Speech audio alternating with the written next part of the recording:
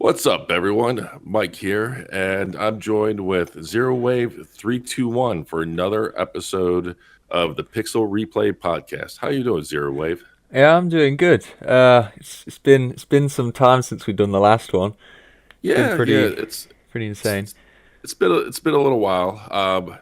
In case anyone's wondering, I had some lifestyle issues really late last year, right?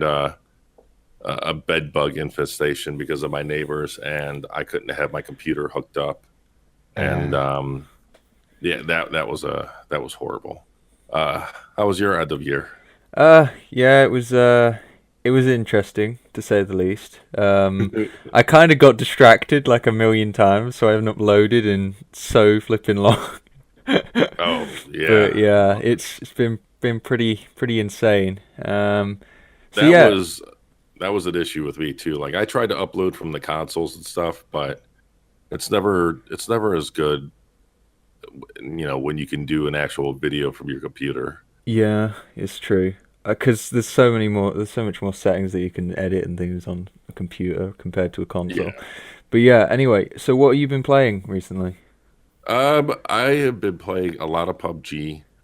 I I got it on the PC and I played it some there, but I didn't really know. I knew one person Uh, that played it, and I don't. I'm not good with a mouse and keyboard. I'm not at all good, and so whenever it came to the Xbox, that's when it really hit. And I've been playing more with the mouse and keyboard on the PC ever since coming to grips with all the mechanics and stuff on the console. But I've been playing PUBG, some Dragon Ball Fighter Z, which is fucking awesome. I absolutely love what they did with that. That is easily the best Dragon Ball Z fighting game I in s- both how it plays and how it looks. there was Um, like I didn't know what it was when I saw it on the store. I didn't know whether it was a Fighter style game or whether it was like the Dragon Ball Xenoverse game. it's definitely a Street Fighter type fighting game. Oh, right. Um, and but in a good way. Like it's not in a bad. I'm not even. I actually prefer this type of gameplay than the Xenoverse. Xenoverse is great. I owned one and two. I enjoyed both. They're both good games, and actually, the campaign is better in Xenoverse than Fighter Z. But the gameplay and the depth is a lot better. This is definitely a fighting game fan fighting game. Yeah. And I've never like played that many fighting like those types of like 2D fighting games. I played uh some Killer Instinct and a little bit of Street Fighter, but that's probably about it when it comes to those types of games. Because I don't know, something about it just feels very repetitive, and I wonder why.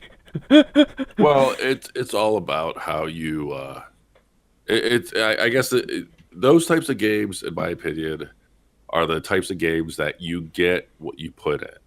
And Yeah, I get it that if you don't want to put in that much, because there are certain games that I don't care to learn the frames. I don't care to learn, how much delay or what moves leave you open. I just want something more casual. And this game is actually really good with that, where the mechanics are simple on the surface, but then if you really yeah. want to dive in, Just button then mashing, yeah, that's what yeah, I yeah, find. That's like with every game like that I play. It's always just I button mash, and it's like a full 2 hour workout.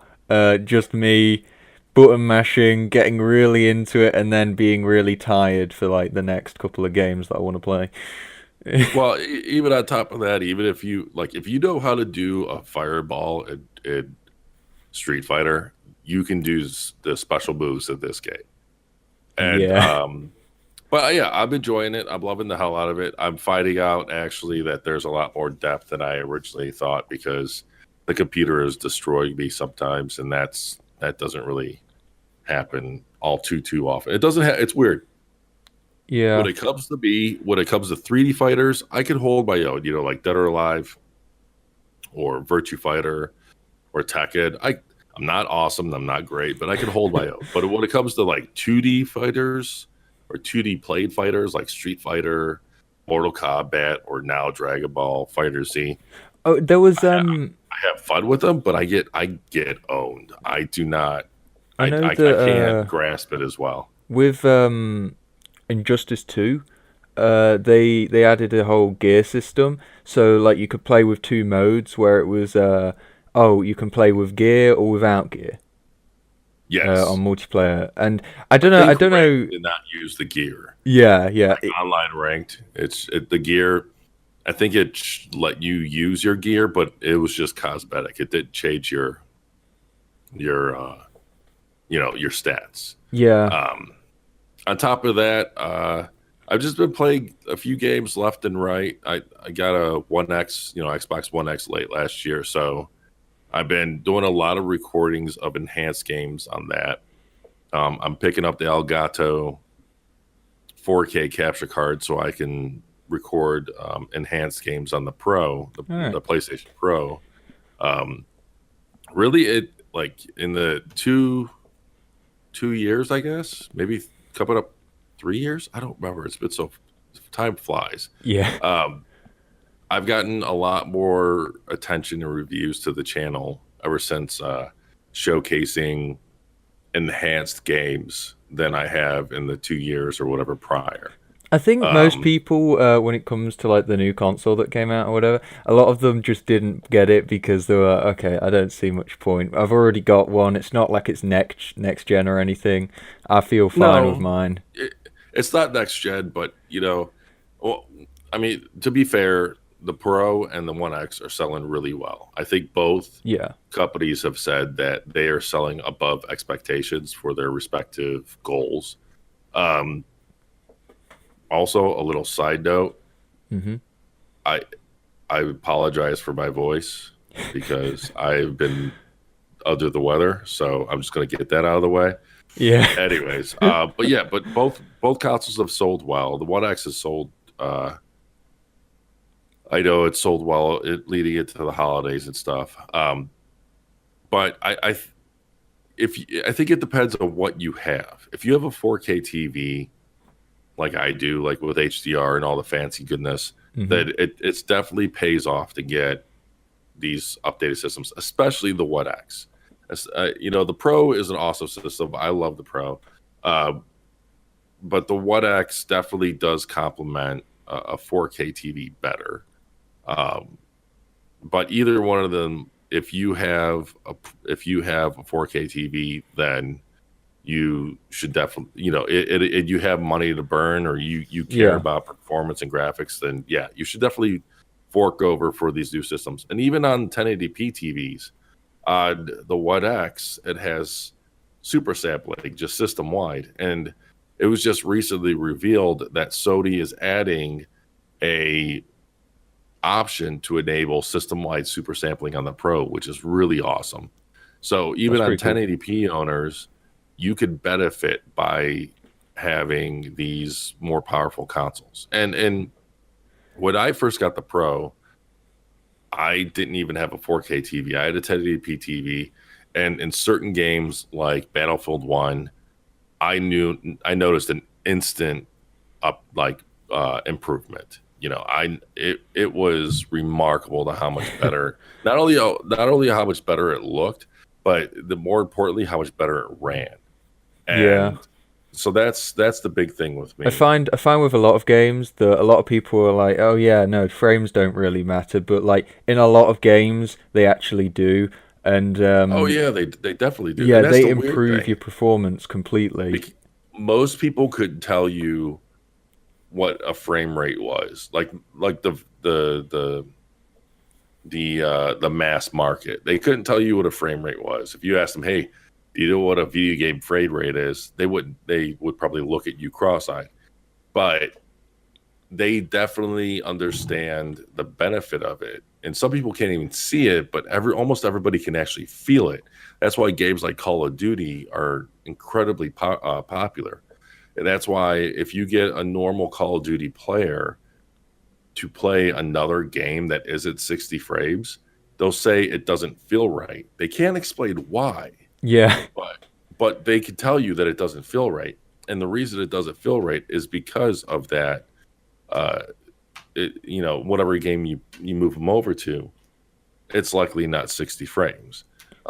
That's why games like Halo moved over to 60 frames. Battlefield has been 60 frames. I mean, I live 30 frames. I live 30 frames on every game I play. So whenever I get a chance to play a game at 60 frames, I can feel the difference every time, and it just Oh yeah, feels so much better. Like in every sense of the word, every part of it just feels so much better. It feels so much smoother, and it just feels like you're not lagging around every so often. Like because you can still play at 30, but it's not oh good yeah. enough. There's absolutely nothing wrong with 30 frames. Yeah, And especially if you're a console only person, there's nothing wrong with. But you do kind of live in a 30 frame per second world, and again, there's nothing wrong with that.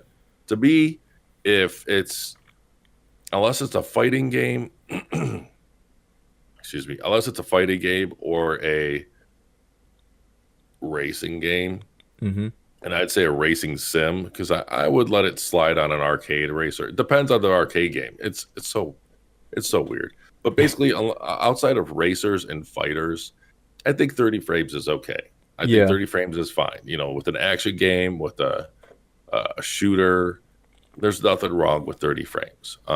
Especially if it's a, a locked, solid 30 frames. Like Monster Hunter recently came out, hmm and I want to get that. Yeah. Kind of. I mean, everyone seems to love it, but I didn't really. I wasn't the biggest fan of the demo. Yeah, me But neither. one of my biggest issues with the game is that they don't lock the frame rate to 30 frames, so it bounces around between like 40 or 50 frames depending on what you're playing it on. hmm And I don't like unlocked frame rates. If You you can't hit 60, lock it to 30, and to true. me it feels a lot better. Um, but yeah, so that's kind of what I've been playing. I've just been So jumping around. I've been with playing Ark still. with Actually, I gotta say, last night we um, did our first boss run in oh yeah, Ark, I saw the video. and that was short-lived awesomeness because it was a lot of fun. It was a learning experience in ways, but it was still a lot of I fun. was watching like the setup and everything, and then I checked how long the video was, and I was like, wait, this is only 30 minutes, and the setup's taking forever. They only give you 15 minutes to beat the boss. Oh wow. Yeah, it took a few minutes for me to figure it out once we entered the boss's lair. I was like, wait, why is there only 12 minutes or whatever Oh time wow. limit was on? Yeah, That's but that's pretty insane. spoiler alert, we beat him. We would. But yeah, you were saying that you enjoying like the new console and stuff. Would you say that PUBG is better on console or PC? For you personally, what do you enjoy more? It is okay. Objectively, it is better on the PC. It looks nicer. It runs like I can run it hmm at 90 frames. I can run it at 100 frames on the PC, and it looks better and it plays better. It's fully released on the PC. It's officially launched. It's no longer in early access on the consoles. It's in early access. So it's unfinished on the console. It's on the Xbox. But it's finished in the PC. That said, I've had more fun on the console because um, I have more people that I know that play it. I Yeah, have that's a fair point.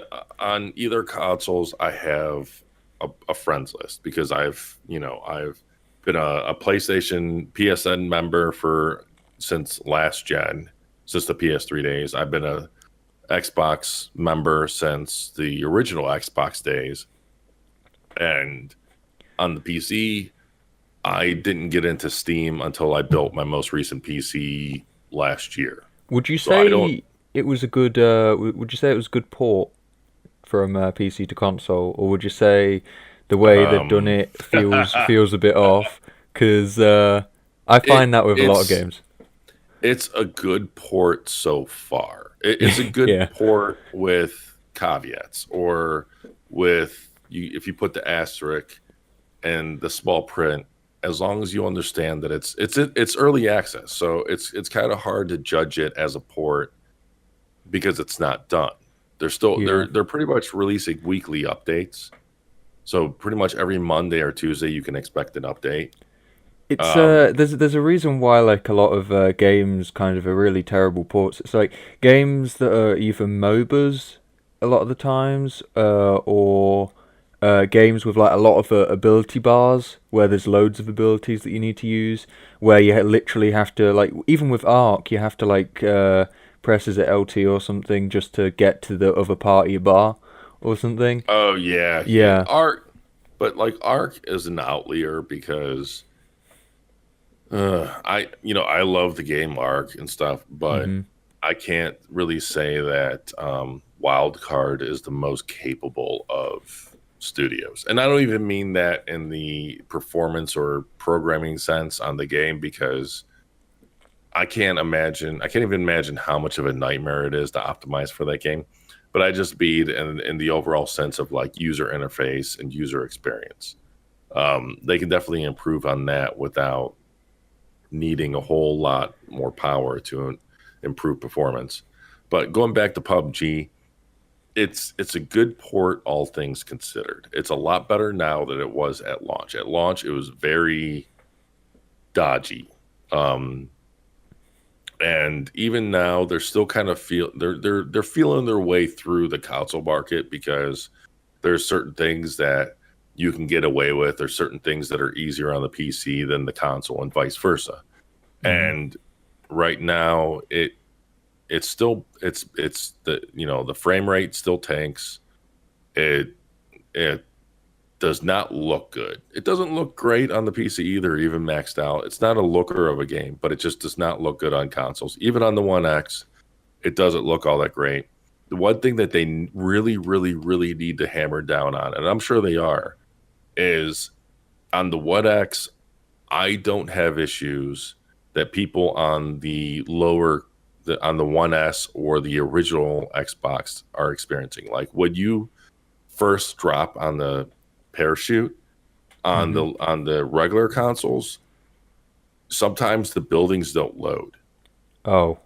or they'll load in these ugly Yeah. blurry These, yeah, meshes. the meshes. Yeah, no, I And got that or with Elder Scrolls. I get it quite a lot. Like if I've been playing it all day, everything starts to go to crap in the game. Like you go into a building, one entire wall's missing. It's like see, that insane.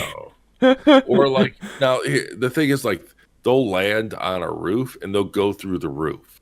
I've Oh. had friends or teammates get killed by a building because they didn't realize a building was somewhere, and the building loaded and a wall or something killed them. Oh. I don't On the One X, you don't have that issue. You don't uh have any issues with like things not loading. Now, when you first land, sometimes items take a second to load, like literally a second, oh, but that's a bit annoying. it's not bad. But there should not be any kind of advantage for people that are on a One X. There shouldn't be any advantage for people like me.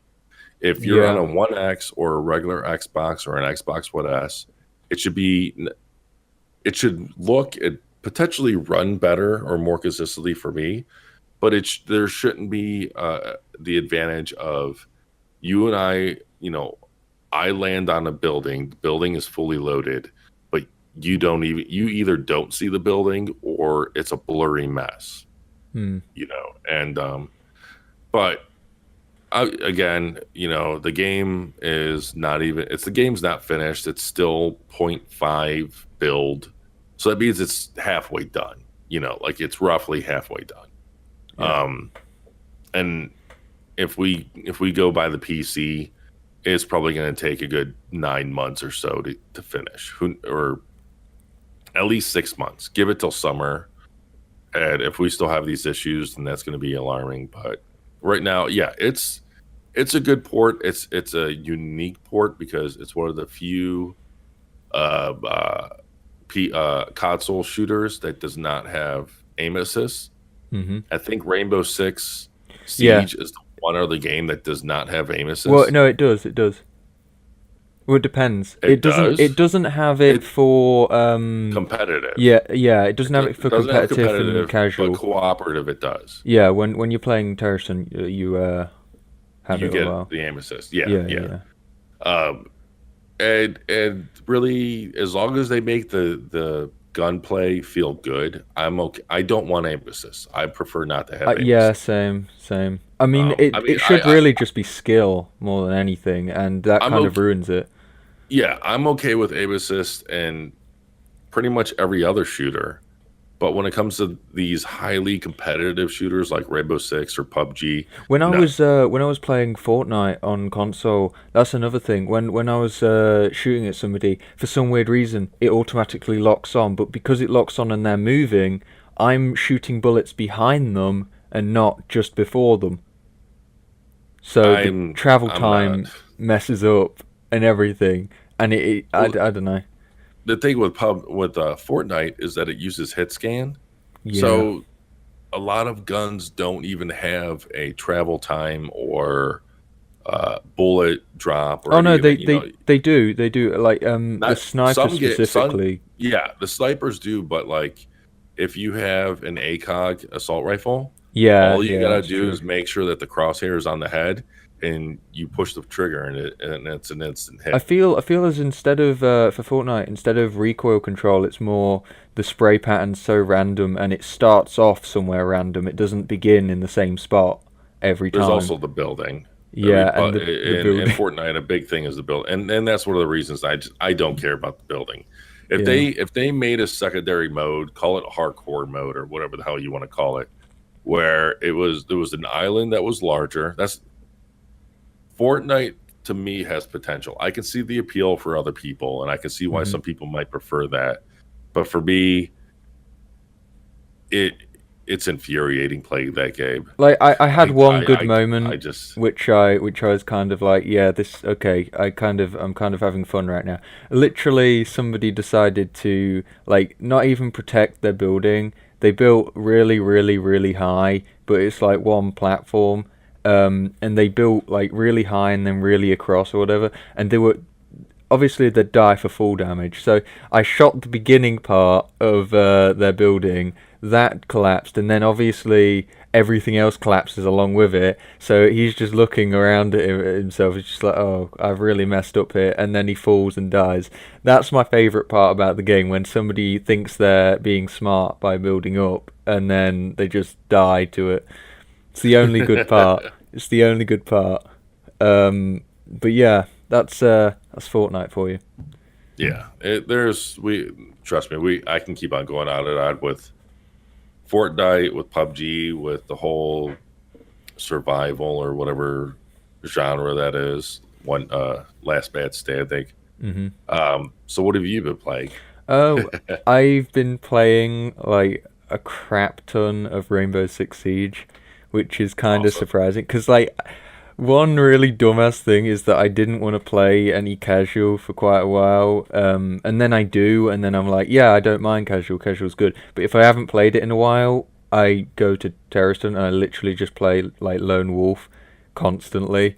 So number one, it's making my aim better or whatever, but at the same time, it takes you ages to earn enough money to buy a character. So I spent 3 months getting enough money to buy a character, and now that I have that character, I go into casual with that character, and it's picked every time. Oh, oh no! And it's not even the one that everybody picks. It's not even Ella. It's Legion, which is kind of weird. But yeah, I really love the game. I love the dynamic of it, and I recently heard something about it where they were saying it's actually um a competitor to CS:GO and things like that now, because the player base is getting bigger and bigger.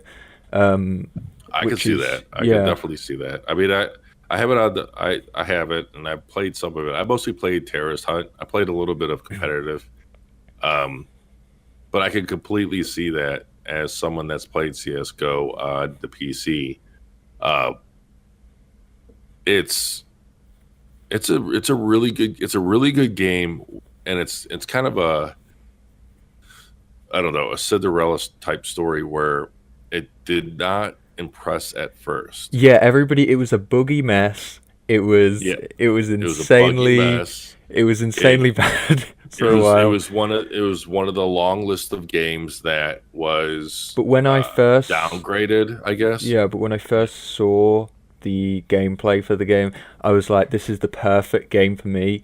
I just love the whole like tactics and everything like that. I just love that. Even though I don't really speak on mic usually. What? Well, no, because it's like Really? no, because my headset's broken, so I don't have a mute button. So Oh I'd be shit. speaking constantly, and nobody wants that. Like they're listening to this podcast, and nobody wants that. Uh, okay, so I have to ask. I have to put you on the spot here. Oh no, not again. How just just so me and anybody else that's listening can better understand, how do you join a either a cooperative or competitive game, depending on what mode you pick, Uh huh. that relies on teamwork, tactics, Overwatch is and, another one. and coordination, Right.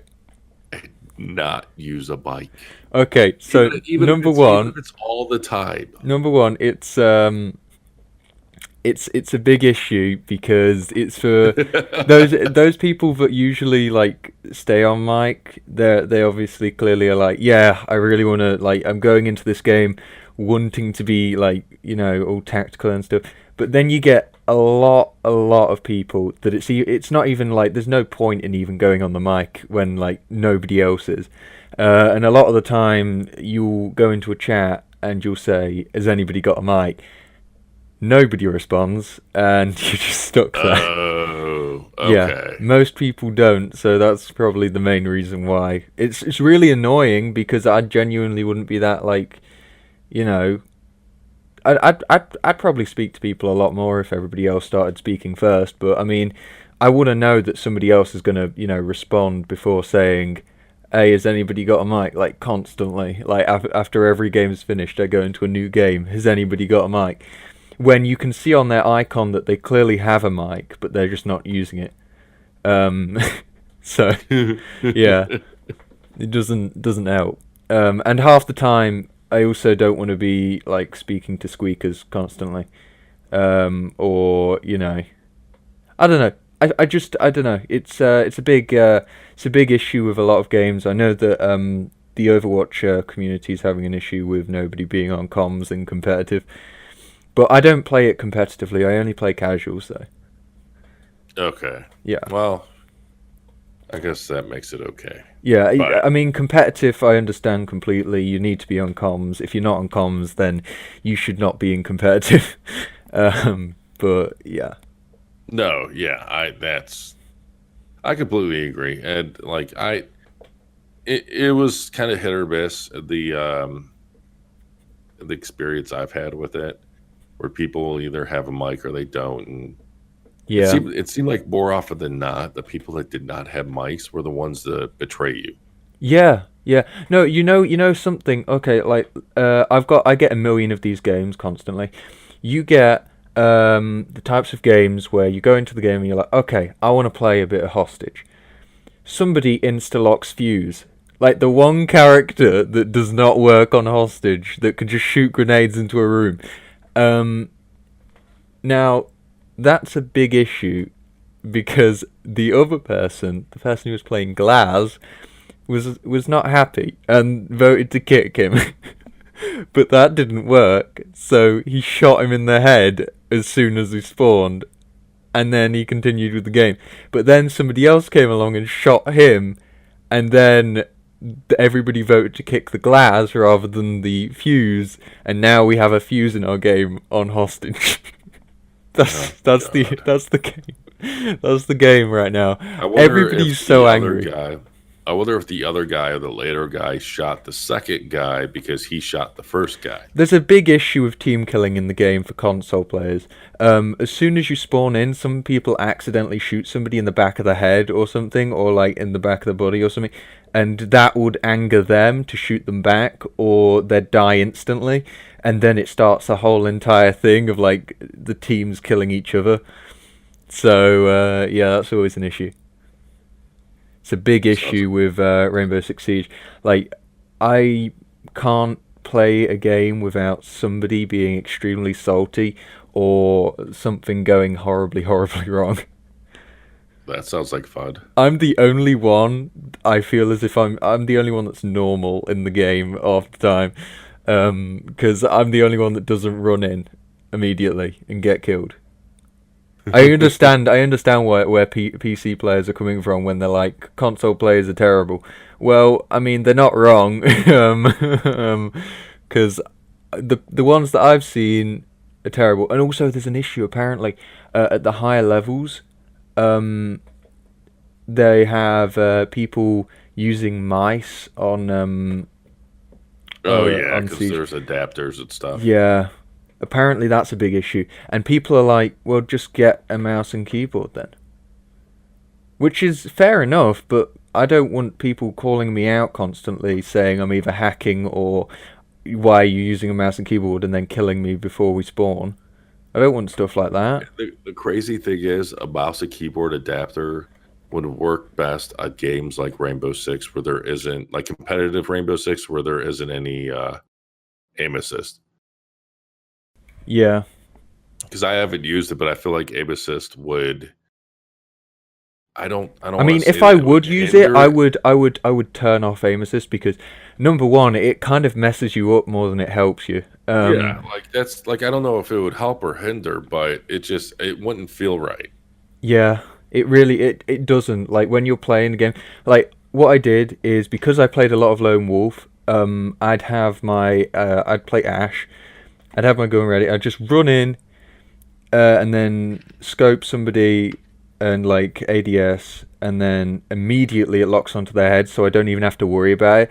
I just immediately aim down sights and then shoot no matter what, and it always gets a headshot. So that's probably pretty overpowered, but yeah, what can you do? Wow. It's in the game. Yeah, I mean It's a part of the game. So I mean, you know, it's not like I was playing it on realistic difficulty, but I mean, come on, I can't. It's not like I'm playing it on the hardest mode, but you know, it still is a big issue. But I don't think it really helps you that much.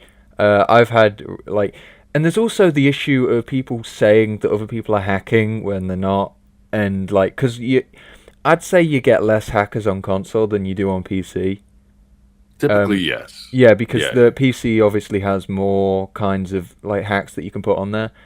But when it comes to console, you can like in this game, just like shoot through a wall whenever, and you might get a kill. That's essentially what happens half the time, and people say that you're hacking when it's just luck a lot of the times. Like there was some really dumbass moment like yesterday where I was like on the side of a building, I hip fired a window and it got a headshot on somebody, and that did not that looked fishy as hell.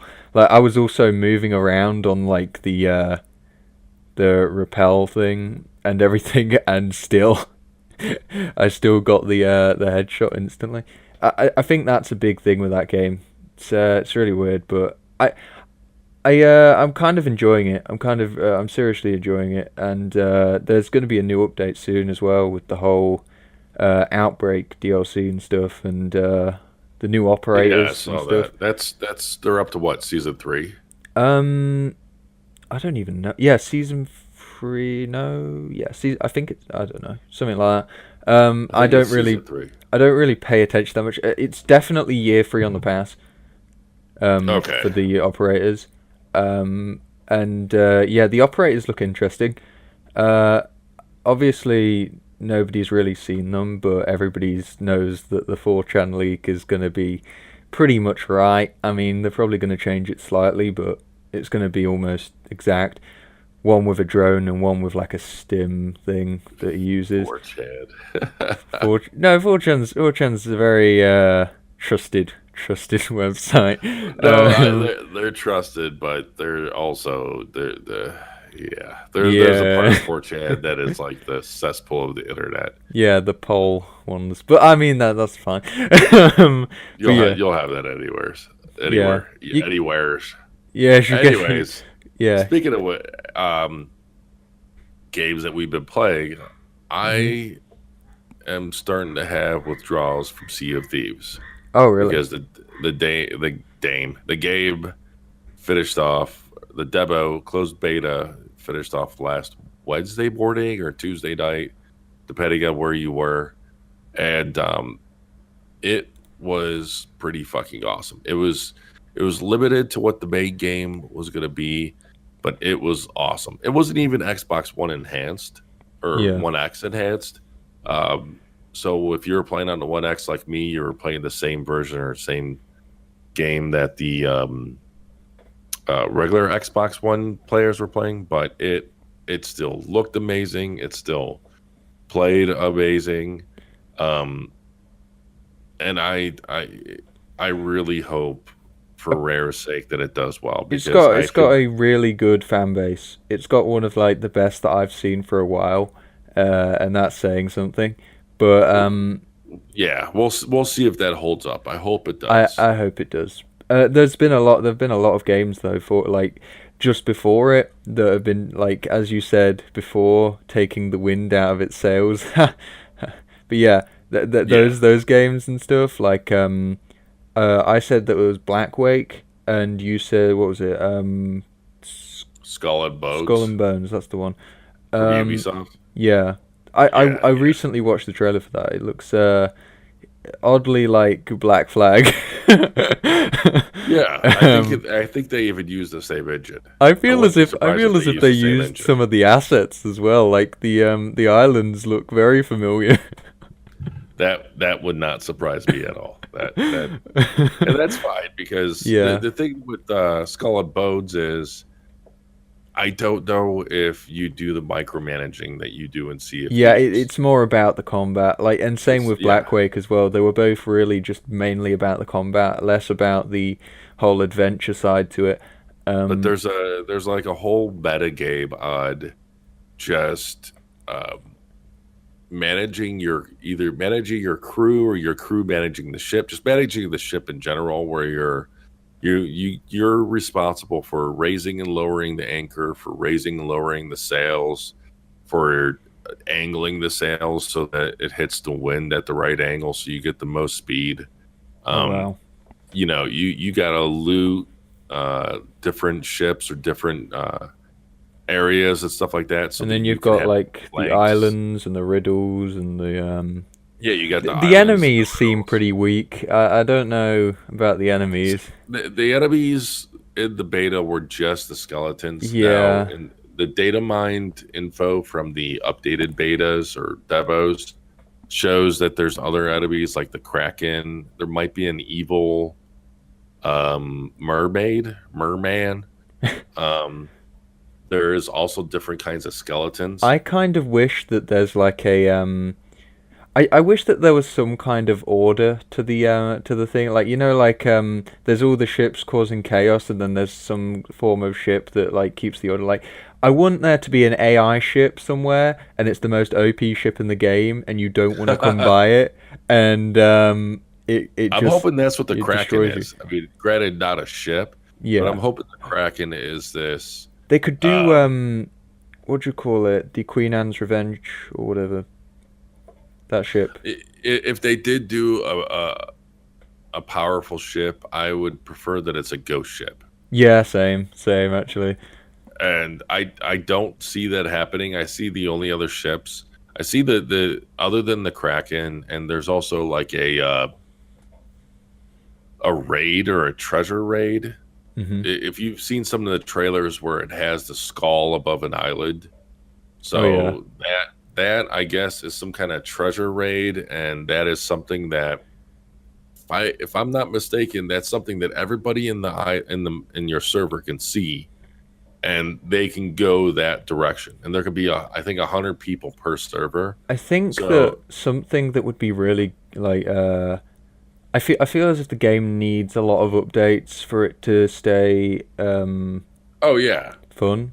But it's as a gas game or games of service, that has to be the intent. Like yeah, I would be really surprised if Rare doesn't understand that. And I mean, I think what's most important is that they have enough content and they have enough there at launch so that to provide a buffer to whenever they do give a content update. Um, it's I can see it. I can see there being enough content. I mean, there's going to be three different factions or three different quest givers that are going to have way different types of quests that you have to give. There's going to be, I think there's going to be more islands. It's going to be a much larger game than what we experienced in the beta. And even on the yeah. beta, you had top streamers still getting a huge amount of views like 6 days into the beta. I've played for hours and hours, and I still had fun. I mean, the design of the mechanics in the game is kind of like a Even double-edged sword even with like the because small amount of content it's got, it's still uh keeping people interested. Surprisingly, yeah, that's because the design of the game kind of leads towards a make your own adventure or make your own yeah, yeah, yeah, story yeah. type It's like a role-playing game mixed in with some kind of combat aspect, but it's mainly just a role-playing game without the leveling. without the leveling. Yeah. Yeah. Um, yeah, it's because you can you could be taking the same voyage, which are the quests in the hmm beta. You can be taking the same voyage twice in a row, and there's a good chance that each time is different. Or you could be doing it solo, and you could be doing it with a crew, and again, each experience or each quest Are is the different. other riddles randomly generated then? I don't believe. Well, I mean, like the steps, like which way you're meant to go and stuff. oh, That that I don't that could know. That probably would be be, interesting. yeah, The riddle itself is likely, something that was written, but the amount of steps in what direction, yeah. there is a chance it could be procedural. I mean, they could incorporate that in the game. Mm. Is how big is the map? Is the map endless, or is it? It's definitely probably got an end. Yeah, it's got borders. The Yeah. beta had borders. You hit a storm that you couldn't like. It was an endless storm, Oh right. from what I understand. I never hit the edge of the map, but I read from a couple people that that's what it was. And Interesting. the whole experience or metagame of you running to other pirates, I think is what that whole thing I think is what Rare is banking on, because most of the time people want to fight, but sometimes because there's proximity chat, you'll come across people that they're just cool. They just want to say hi, play some music, drink some beer. Oh, Um, that sounds interesting. so I yeah, think I think they really need some more like more role playing aspects to the game. Like obviously they're adding the new enemies and things, but I think they need more like obviously there's the instruments and things like stuff like that, or a certain island that you can go to and just drink alcohol and do literally nothing and just sit around. That would be a pretty good island to go to. I don't think it'd be like that. Maybe there should be a safe zone like that or something. I highly doubt they'll do it though. uh, no, they're probably not going to do Yeah, because it's more of a it. it's more based around, oh, get there first and like make sure there aren't any other ships there, and you know Now, sometimes when you do get to an area and there's another ship there, people are cool. yeah. It all depends. Like if someone knows that you already cashed in all your treasure chests, they're unlikely to shoot you down because there's no gain from it. True. But I have some streams and some stories where like I had a crewmate who grabbed a barrel of gunpowder and he swam over to another ship that had a treasure chest and he blew up the ship. He put the gunpowder on it and committed kamikazes and blew up the barrel with him still on the ship, and the ship Oh, ended that's up great. sinking. Oh, that's great. Yeah, there's a lot. There seems to be a more lot to of the like game. really fun aspects to the game. It is. It's stupid, silly fun that's easy to get into, but there's still a decent amount of depth if you go digging. So, yeah, that was fun. I'll tell you what wasn't fun though. Wait, what? Watching Battlefront 2 crash and burn. Now, okay, let me rephrase that. It wasn't fun because I was originally looking forward to the game. You and I had discussed the game in the past. Oh yeah. We were really rooting for it, but we knew something was up because it was EA. But with that said, after I figured out the way that after I found out the way that they were planning on screwing people, the crashing and burning actually was kind of a sight to behold. I did enjoy it, and there is the recent news that EA that they sold around 1 million less. They planned or targeted 8 million, and within the last quarter or last holiday season, they sold 7 million or a little bit above 7 million. And then they also announced that they are going to reveal their microtransaction plans in March. There's apparently there's the whole thing with there's less players, but there's more people playing for longer periods of time. So people are staying with the game, but there's not as many as they wanted to be or whatever. I think that's the thing with the game right now. That's where it's at. And that makes sense considering that there was more content. I mean, it's definitely fun. It's just everything else around it ruins it. The core gameplay itself is fun. Yeah. I had a lot of fun in the demos, but even in the demos and the betas or whatever they want to call them, you can tell how it was pay to win. And as soon as I heard that they were back then when I heard that they were introducing a star card system, I facepalmed so much because I was okay, they've ruined it already. Because last time they added a star card system, but this new one was giving people they're all getting unfair advantages, but different unfair advantages that just kind of make it less fun. One thing that I do like in the game is the fact that they've made the heroes OP, because it's when they get on the battlefield, you're kind of oh well, what do I do? I like that feeling that they've got with that, but that's the main gameplay. Whoever's been working with the whole loot boxes and the whole economy of the game and the progression system, whoever designed that is an idiot, and really they should they're probably not even going to lose their job. EA is probably going to be okay, let's pretend we don't know who did it and it's nobody's fault. I feel as if that's the kind of thing that's going on right now at EA. They're all they're so scummy. It's unbelievable. They have been literally voted one of the I don't know when this was. It was quite a while ago. They were voted one of the most hated companies for 3 years in a row. That was either last year or 2 years ago. Yeah, something like that. Yeah, I remember that.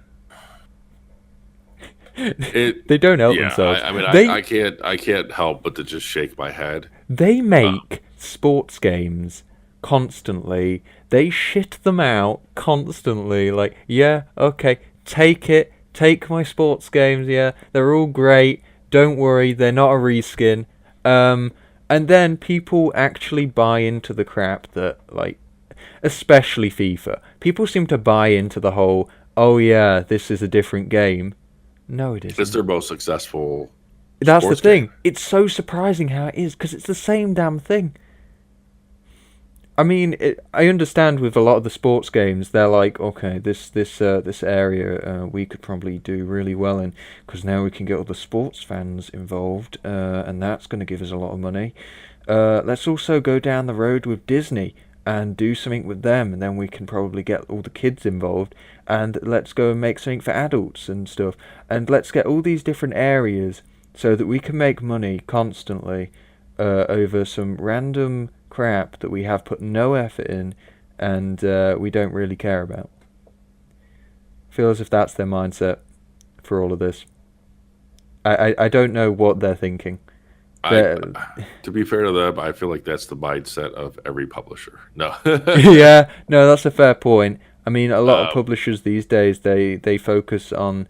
I mean, obviously you've got to do research into your audience and stuff, but they clearly did not do enough research into the Star Wars audience to realize that everybody's going to be annoyed if they ruin their favorite game. well, they've been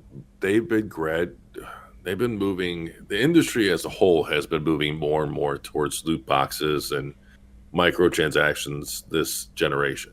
Hmm. And so EA likely thought that we are desensitized from it all to the point where they can go this far. And obviously that did not work out. And it caught the attention of politicians. They're making they're trying to Some pass people, legislation. some people are trying to pass legislation, but like others, they don't care and stuff. And like, I don't know what other one it was, but they just voted against it or whatever, being gambling. And I found that me personally, I do not see it as gambling, because it's kind of like, especially if it's skins, rather than it being actual in-game items that mean something. It's just skins. If you're just getting skins, I don't see a problem with it because it's not gambling. You know what you're getting yourself into when you're buying it. If it's cosmetic only, Yeah. I'm less bothered by it, but I still see it as gambling. I mean, no, like the thing for me is, I don't see it as gambling because, like, let's say if There's no physical item. yeah, no, you're still getting something from it. Like, you put your money into something, you're still definitely going to get something out of it. If you go and gamble at like some sort of casino or something, a lot of the times you get nothing in return. You waste all your money. Yeah, but okay, so how about those scratch offs that you're guaranteed to win $1? Do you consider that gambling? I don't know actually. With the whole like, scratch cards and things and stuff like that. I don't know. They're a lot more. Because by the law, that's considered gambling. Yeah, I guess. But that's the thing. That's a chance of that happening. It's not like you're definitely going to get that every time you get that. No, but you always get something though. So Wait, what? Really? yeah, there are like $20 scratch off cards where you're guaranteed to get I don't know $1 or something. I've never seen those before. And it might be an American only thing because It we're might be. stupid. But yeah, there are. I still see it as gambling because you are trading in real world money for the chance to win something. But the And what thing makes is, this even worse is, yeah, and I think the reason why people are trying to categorize this as gambling is because, let's say I have a kid, hmm or let's if I have a son or a daughter, they're playing Battlefront, hmm and they want a loot box, and I have my credit card on my system. They oh, can spend God knows how much money. I mean, how many stories have come yeah. out of little Timmy or little Susie spending $500 or something I on watched an iPhone app? I watched a hilarious video, and it's this kid. He makes a YouTube video of him. He's got the video's called "How to Get Loads of Games for Free," and he's like, okay, they have to be pre-order games, right? So essentially, you click the buy button, and you spam click the buy button more and more, and when you've actually bought it, you check your games, and you should have it for free. No, that's not you. Like, and it's his flipping mum's credit card that he finds out a couple days Oh my later. god! And his See, mum's that's so what I'm talking angry, about. so angry at him, and it's so funny. I can't believe it because I'm cringing because I'm seeing him buy something so expensive that he doesn't even care about. He's like, you literally see his library of games and stuff. It's literally got flipping farming simulator. Oh, see, now that's it. See, if you're going to have an IP, if you're going to make a game on an IP like Star Wars that Yeah. appeals to kids, to adults, you cannot have paid microtransactions just readily available and pushed throughout the interface. It just Something else it though, with like let's say with cosmetics or whatever, if you're getting cosmetics and you know that that's what you're going to be getting from the game, you're essentially not spending money on anything. You know that that's not going to be worth anything unless it's a game like CS:GO where skins can be worth something. But let's say it's another game or something where the skins you can't actually sell, like Rainbow Six. Rainbow Six has skins. If you spend money on that, you know you're getting a skin, but you know that that literally means nothing because you just have it and that's it. It's not worth anything. yeah, It has no worth. true. It only has personal value. And that's another route to go But down. that's what makes Battlefront even worse because it's not just skins; it's pay to win. Yeah, You know, yeah. and if I'm able to have a better weapon, a better those stupid like the abilities where I can buff up my Oh yeah. defense or No, offense or they've had to like I swear down or something. They immediately came out with like a million updates for like, okay, this is going to be nerfed, and then it wasn't good enough, and then they had to nerf it again, nerf it again. Like something was like Darth Maul's you know where he like does the dash forward or whatever and dash forward. Yeah, yeah, it's the distance. It changes the distance. And the thing is, per upgrade for that card, it would increase it by a meter, and that's quite a lot when you think about it. And if you got a cooldown card and a range card or whatever, let's say you do it into the air, the cooldown's so fast that you can actually fly around the map. I bet. see, I uh, bet that's probably a thing. Somebody's probably done something like that. But I don't think they probably balanced that part out. But I mean, it's still dumb. Um, so but yeah. where do you think they should go from here? Like what my opinion, Hmm.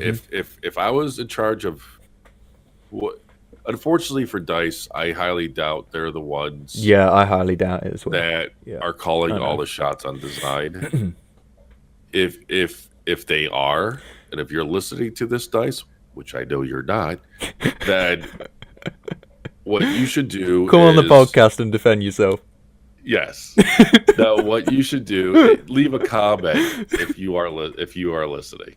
Um, what they should do is have one specific mode for the microtransactions. That way, if whatever the main Battlefront mode is, which I don't know what that is, I just don't know what Well, it the is. thing from the old It might be games, that it war was mode or whatever they had Galactic in the beta. Conquest. In the last in like the original games, it was Galactic Conquest, and they didn't add it. So I highly doubt that they're gonna do anything to do with the most liked game mode. So they were the ones Well, that literally made flipping. Let's say these were the ones that made Battlefield 1 and Battlefield 4 and stuff.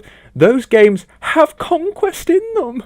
Why do you not put it into a game as well? Like that you I even have the rights to. It's like what? I think the conquest mode and the I other think Battlefronts were is it because different it than was the is it because it because was I think oversaturated or something?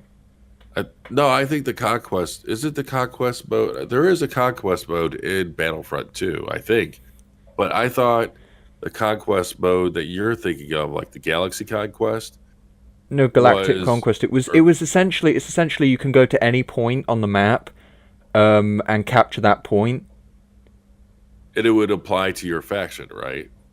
Yeah. So Yeah. essentially, you can go anywhere on the map. But now it's kind of like you get this point, then you move forward, get the next point, you move forward. It's more Oh, like it's an like a assault. rush. It's like a rush Yeah, mode yeah, in rush kind of mode. Battlefront Yeah, or Battlefield. yeah.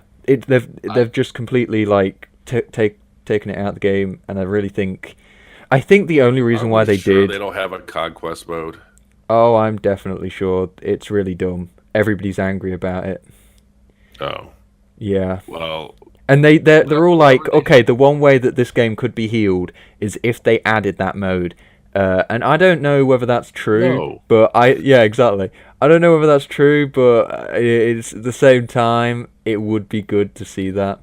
This game is beyond just making one game mode to fix. What they need to do, what I would do if I were them, is have whatever game mode that is reasonably popular that could draw an audience in, Hmm. and go ahead and have your stupid microtransactions in that. And I would focus it only on cosmetic if possible. But even in that one game mode, The but whole then everything dumb else in thing. the game, you have everything unlocked. You have availability to everything. If you want to have like a Call of Duty type progression system or a Battlefield type progression system where you can unlock weapons and you earn credits to unlock weapons and all that crap, fine. But they need to separate the loot box system from the game itself in as much of a way as humanly possible. That I think is the best way. They actually did that with UFC 3. Um, I don't know how UFC 3 was originally designed. I guess that was littered with loot boxes as well. But now you can play, I think, online multiplayer. You can play the career mode. You can play a large chunk, the majority of that game without any even looking at a loot box. And you have the only way that you even bother with loot boxes is to play one specific mode. Same thing Yeah. with Halo 5. You play one specific mode, like War Front or something, and but their loot box system or whatever you want to call it is Hmm. very generous, very fair. Um, I've I've never been short on any equipment or items in this one mode. I play it all the time. It's fun as hell. Yeah. Um, but you can spend money, but you don't need to. Same thing with GTA. I think GTA 5. I think Halo 5. Um, Overwatch. Those three games are a good example of how if you just insist that you have to have a loot box in your game, I think then personally, boom, that's the way to do it. the only types of games I think that should be able to have loot boxes is yeah, I guess those games that you've said that Free to play. yeah, those are pretty good games, but I really think it's either free to play or MOBAs, because MOBAs have the longevity. That's why I'm not Are, so angry. Like it's more like to do with if you've bought the game, that company is not able to make any more money, so why would they be spending any more time on that game other than if they were earning money constantly from the game? It's like a good way to support them, but I only think that works in MOBAs, free to play games, and Overwatch it works with, but that's not forced. It doesn't feel forced upon you. yeah, that's another important thing. Don't force it on people. Like I think it's Lord of the Rings, Shadow of War. When When you they hit incorporate it into like the core feeling of the game where you get loot boxes for completing certain missions, that's the point where you've got to think, okay, maybe we've gone a little bit far. yeah, like I was gonna say, like Yeah. Shadow of War, when you hit start or enter or whatever, when you pause the game, Uh-huh. does it default on the store? No. It essentially it obviously has the store there, right? But what happens is the way you even get the loot boxes and things, you just do anything in the game, you get loot boxes. It's ridiculous. Like you can just do this mission over here or that mission over there. You get Okay, loot boxes constantly. But okay, and then I you get figured that as well. I just thought that when I thought it was maybe Angry Joe's review or something that when you pause the game, it No, automatically defaults the selection to the store? no, no, Was it it doesn't. like that at launch? No, well, no, I played it. I played it at launch. No, it wasn't. It wasn't. It didn't Huh. do that. Not for me, at least. Um, Maybe there, that's an American thing. yeah, no, no. It was on. When you press, I think it's the back button that takes you to. Where does that take you? It's been so long. That takes you to the what do you call it? The war map thing, right? Obviously. And Okay. then you can go to your armies and things from there. But then when you press pause, you can also go to your armies from there and stuff. And it comes up with the entire menu. It's not. It doesn't go straight to the store or anything. That's the only other button that does anything close to that. And Okay. yeah. Okay. Um, yeah, I don't. I'm curious to see what they do. Uh huh. I don't see me ever buying the game, but if, and this is a big if, I ever did bought that game, I'd probably buy it used, just because Yeah. I don't want EA to get any of my money. I'm sorry, Dice. I think Dice is a talented studio, but Yeah. they're just, I can't support that, and I likely will never buy it. There's so many There's so games many coming out right games. now that it Yeah, kind of seems pretty pointless.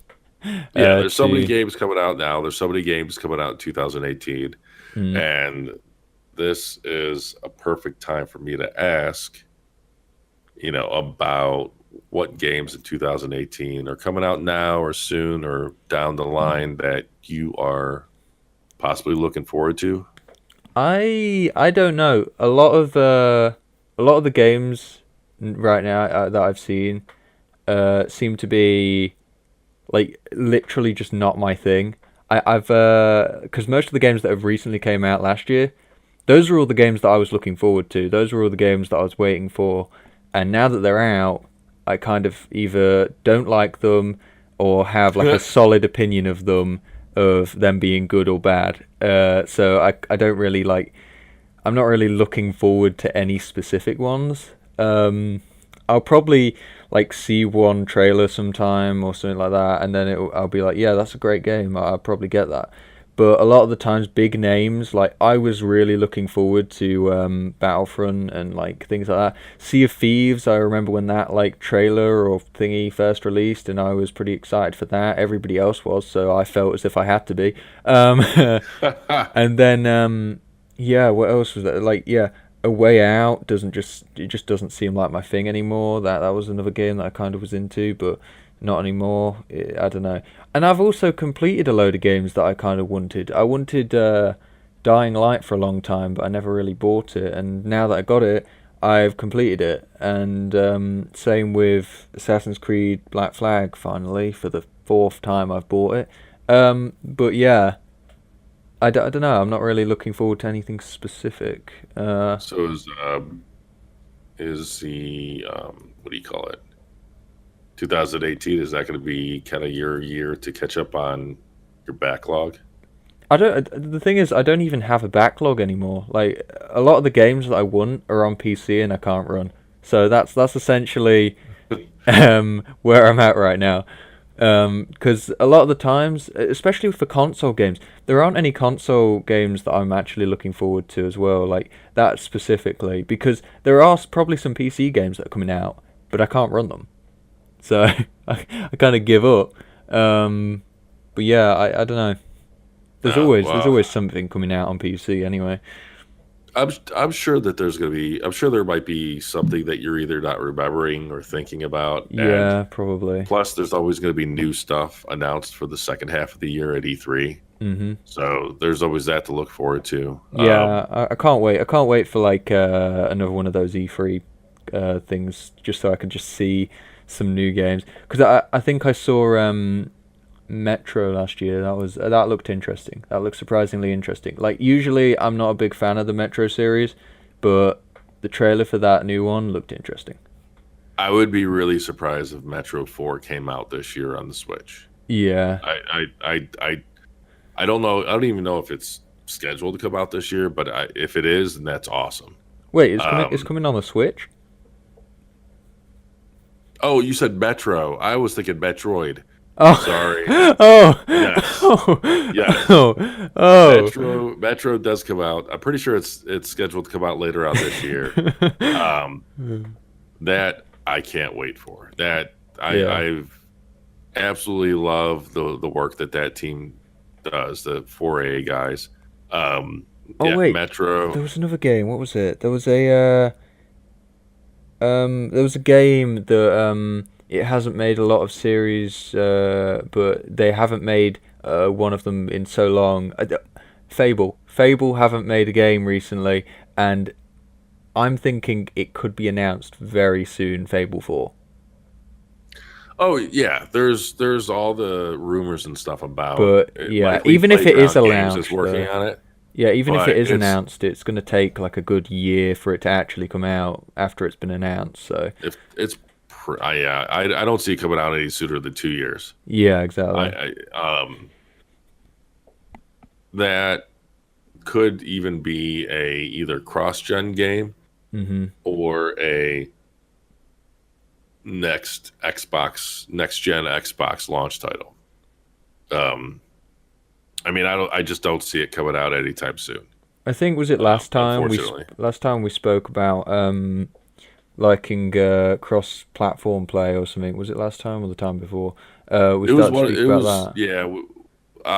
We were talking about cross-platform multiplayer between like the PlayStation and Xbox. Yeah. What I mean by Fable 4 being a cross-platform game, or Like maybe I should say cross-generation game, is it's on the Xbox One, the yeah, Xbox Xbox One and X, and then also whatever the Xbox Two is or whatever they call that. yeah.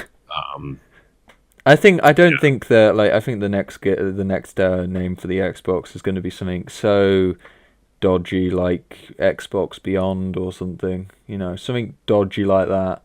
Like an it's actual word for once. it's weird.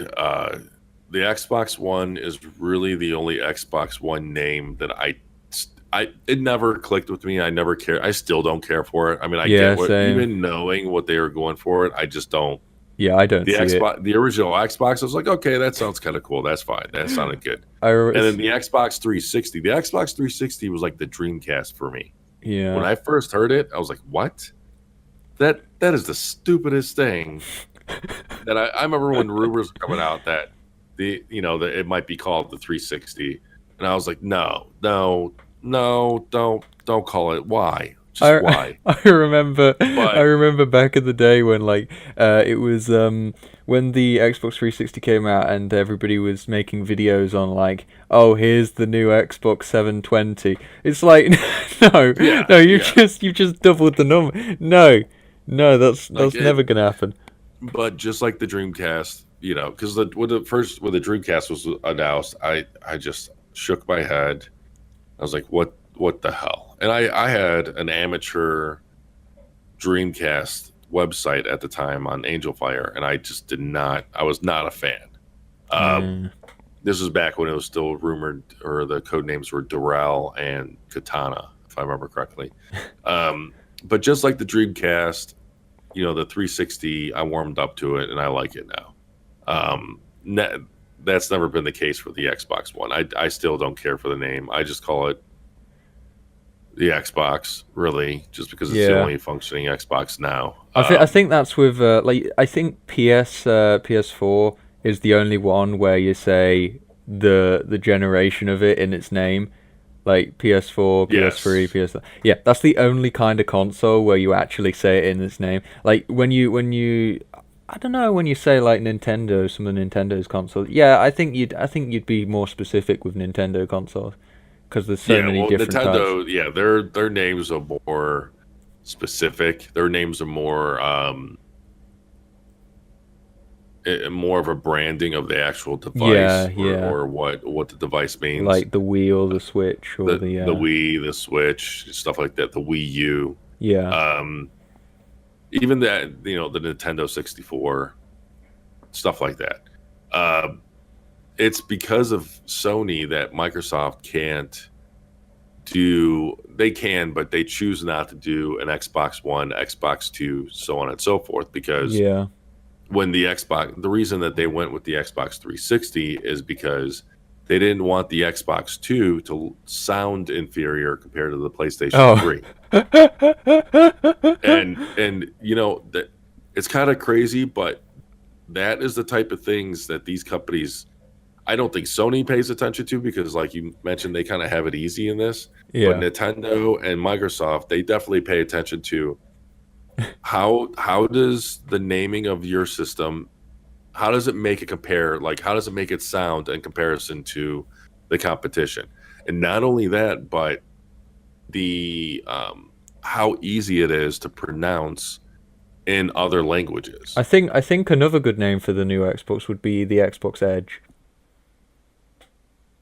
Having something like that that sounds so, like, it sounds like an Xbox name, because it's more of like one of those ones where it's like a one syllable thing. Yeah, Xbox Uh, Edge. I've also thought about the Xbox Next, yeah, that's something probably going like to be a that, just thing. because Yeah. it's next gen, it's a next Xbox. I don't know. Yeah. But we're veering way off topic. Oh yeah. Oh yeah. Oh, gotta So go back. so yeah, hopefully at E3 you're given something that to look forward to in 2018. Me, I'm in trouble this year Yeah. because on every platform I want something. I want a lot of things. Oh. Like if we look on the PlayStation, I mean Tuesday I'm getting Shadow of Colossus remaster. I can't wait for Oh yeah. I forgot Spider-Man. about that one. I can't wait for, well, okay, I'm cautiously optimistic for Days Gone. I don't know. It's I want it to be more than just another zombie game. Yeah. And that's going to sound hypocritical or ironic with me saying that I like if I switch over to the Xbox, State of Decay 2 is one of my most anticipated games. Like I cannot wait for State of Decay 2.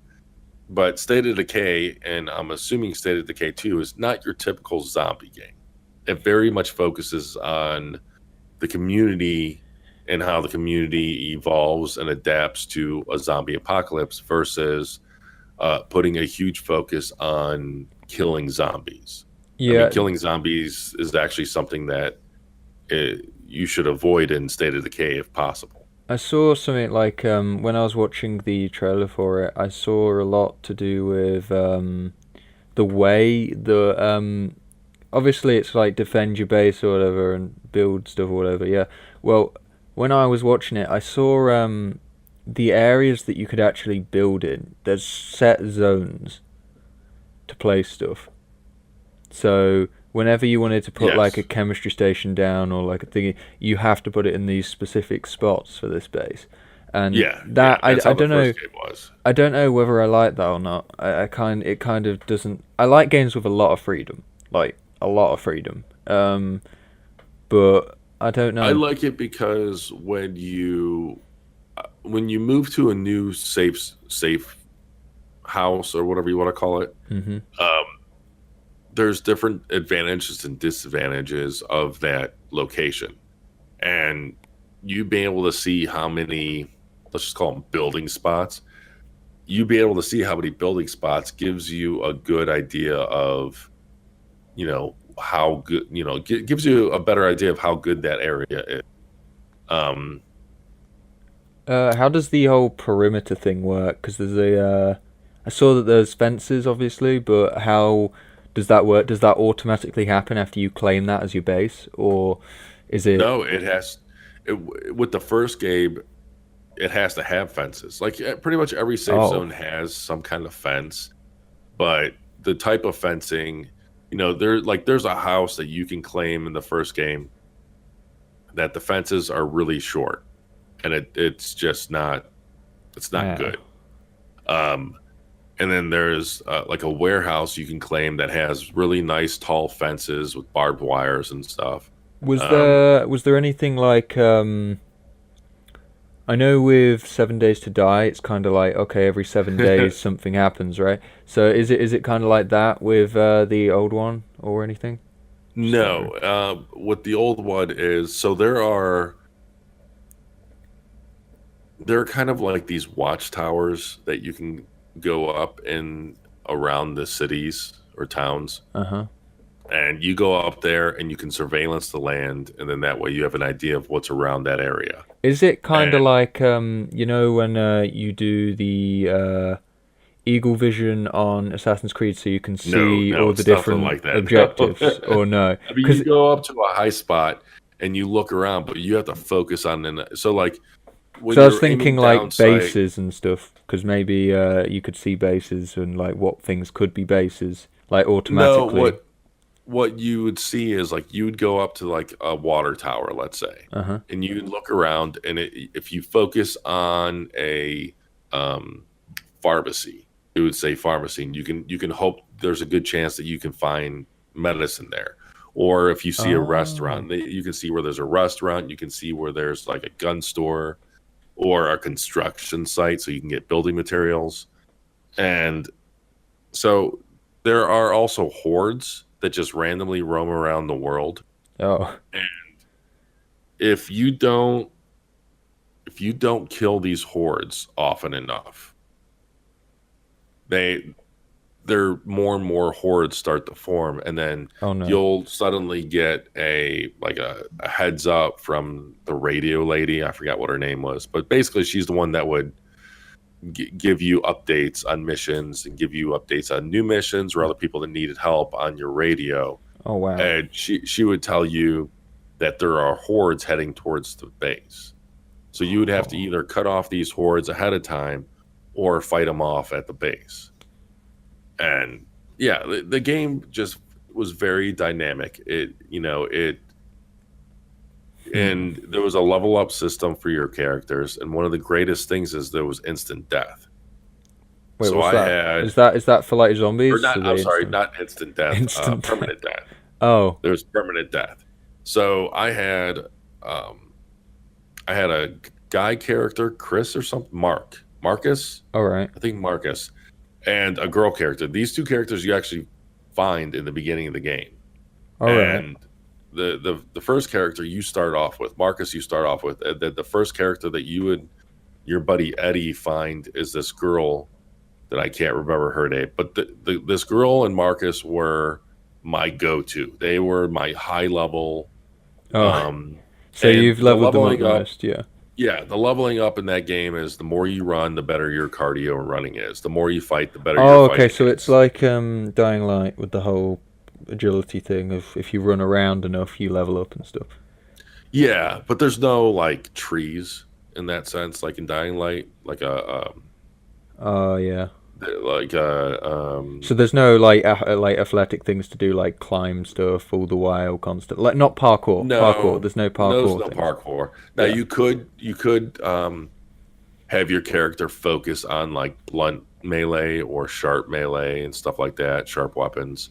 Um, but anyways, Marcus died in when I first played through the game, and I was so distraught. I know. Like the Now you look know what on I my mean by my face. orcs in Shadows of War.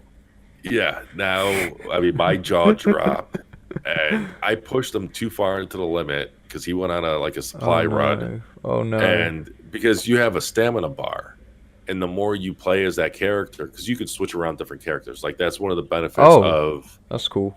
that's one of the benefits of rescuing people and trying to convince these people to join your community because these people are like your lives. So in the beginning, you start off with two lives, two different characters that you can play as. And then eventually, I had like 22 people that I could play as. And all you have to do is just walk up to them, tell them you're tired, ask if they want to switch out. And then you're playing as this other character. Is there a downside to having a lot of characters then? Yeah. You go through food, you go through Ah, okay. items, and you also need a larger place of living to store them all. Oh, okay. Um, That sounds there, interesting. the more people you have in an enclosed area, the more drama that could be. So like you could be out looking for med supplies or something. Can you have two And two people in two different completely different locations and switch between them like that, or do you have no, to go and talk to them? no, you could ask somebody to go do something and they'll do it. You can even see on the map their dot running to that location, but Ah, it's okay. entirely controlled by the CPU. And they could die whilst They it's could happening. die. Yeah. Yeah, and Interesting. they can permanently die. Yeah. Sounds like an actual. Um, That actually probably is going to be one of the games that I'm actually looking forward to. Then that seems interesting. Now the second one expand. That's all. Everything that I've said was from the first. Yeah, exactly. And the second one, they expand on all that, and they also add things like co-op.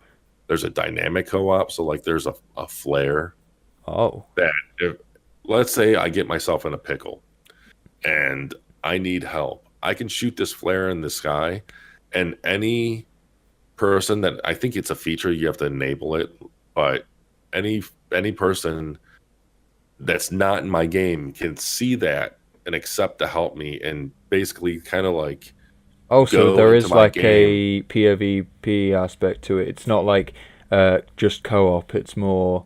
No, it's Um, all co-op. It's oh, not PvP. Like they're not going to see the flare and come and kill me. They're going to see the flare and come and help me. It's right. kind of like Wait, a but help. surely if you have like a flare, surely that would mean that um, you could probably play with people that aren't even your friends or people that you Yeah, don't even that's talk to. entirely Yeah, what it's all about.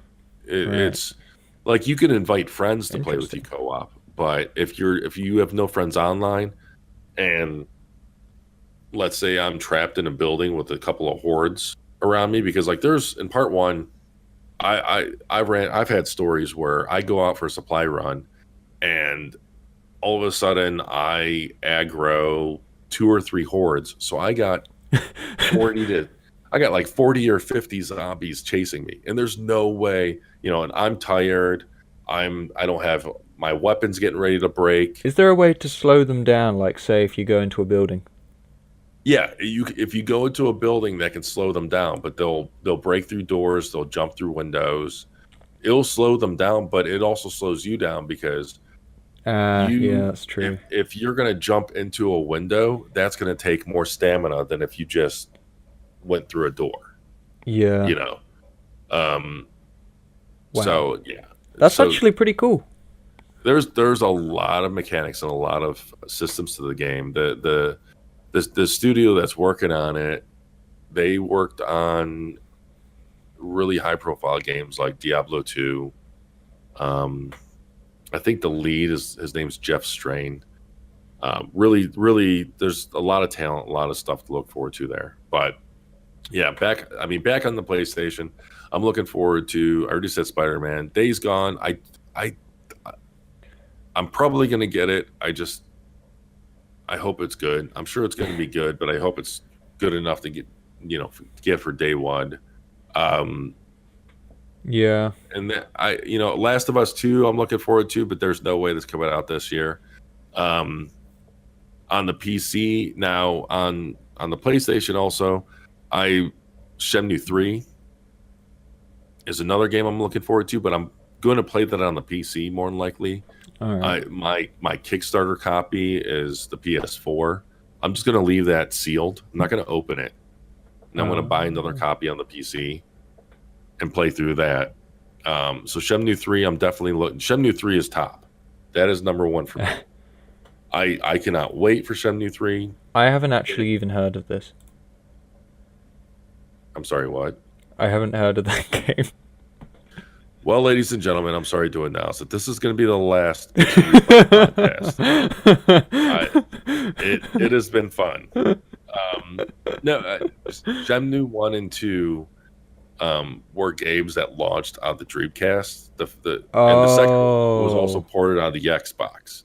All right. And Okay. Yeah. this game was supposed to span 16 chapters, 16 games. And then they condensed it down because it was way too expensive. So they condensed it down so that part 1 and 2 went through chapters 1 through 5, if I remember correctly. Yeah, 1 through 5. So chapter 3, so Shenmue 3 should start off at chapter 6. And so, they made part 1 and 2, and through all the development of making 1 and 2, I think they spent 70 some million dollars. Now that doesn't sound like a lot now, where a AAA game will cost at least, roughly $100 million. But this is back in the Saturn days, or like the PS2 days. you know, um, post Saturn days, PS2 days, where a AAA game would cost like $20 million to make. Um, they were doing some advanced stuff, and it cost roughly around 76 million or something, and they never made their money back. I think with Shenmue 1, it was said that if they wanted to make their money back with Shenmue 1, every Dreamcast owner would have to buy 2 copies. And All right. that's just not happening. So, Sega shelved it. They kept on teasing about going back to Shenmue. There was supposedly a 360 port of Shenmue 1 that never surfaced. So then 2 years ago at E3, I think it was E3 2015. It was it was E3 2015. Mm-hmm. Sony had one of the best E3 press conferences ever, and they announced Shenmue 3, that they were working with Yu Suzuki, the guy that made, he was the lead guy behind Shenmue 1 and 2. He's no longer with Sega, but Sega is letting him make Shenmue 3. And Oh, that's cool. Sony kind of stepped away from it, and now they actually have another publisher that Deep Silver announced themselves as the publisher for Shenmue 3, and it was originally supposed to come out late last year, but it got delayed till this year. Oh, But that is my number one. I cannot wait for that game to come out. I've that waited sounds pretty good. 15 years for that game to come out, and finally I can play it. And then Let's hope you're not there's let down. I won't be. Oh.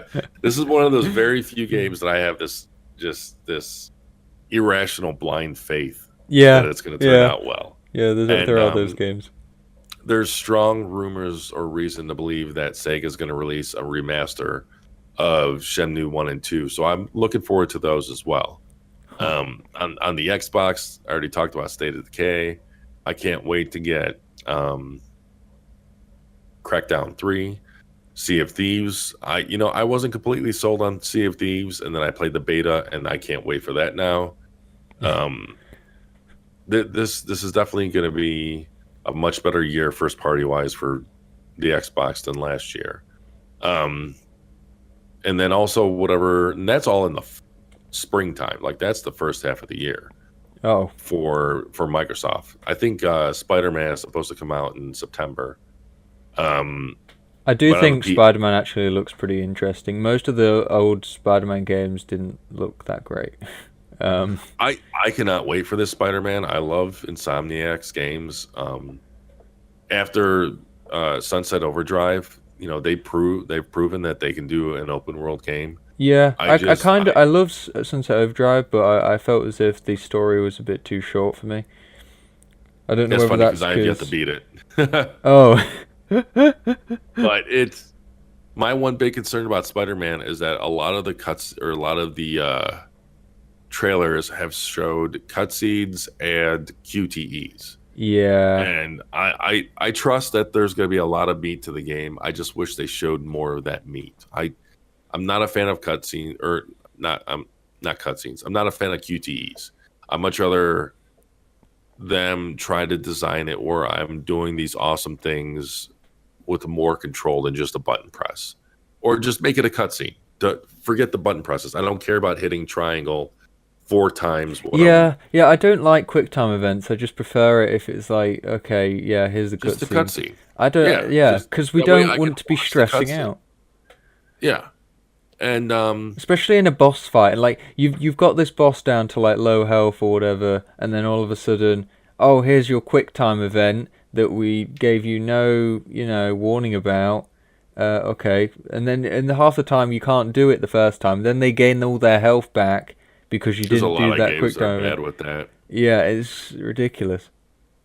Um, So yeah, Yeah. and on the PC, there's Shenmue 3 that I'm going to be getting on that, and really just a lot of the multi-platform games that are on on just consoles in general. I'm probably going to get on the PC unless it supports HDR or some form of multiplayer, because as we discussed before, the consoles are where my multiplayer friends are.